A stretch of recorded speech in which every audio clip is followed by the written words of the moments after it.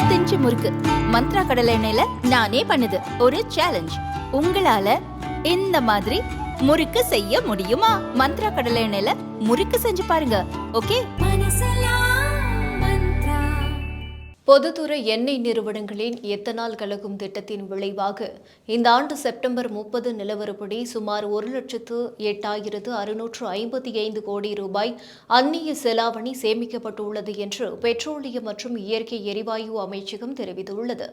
இது தொடர்பாக மக்களவையில் பதில் அளித்த பெட்ரோலியம் மற்றும் இயற்கை எரிவாயு இணையமைச்சர் சுரேஷ் கோபி, கச்சா எண்ணெய் மீதான இறக்குமதியை சார்ந்திருப்பதை குறைக்க அரசு பலமுனை உத்தியை கடைபிடிக்கிறது.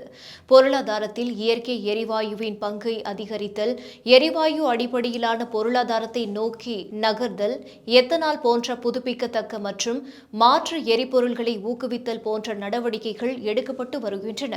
கச்சா எண்ணெய் இறக்குமதியை பன்முகப்படுத்துதல், பெட்ரோலியம் எத்தனால் கலப்பதை அதிகரித்தல் உள்ளிட்ட பல்வேறு நடவடிக்கைகளை அரசு எடுத்துள்ளது என்று கூறினார்.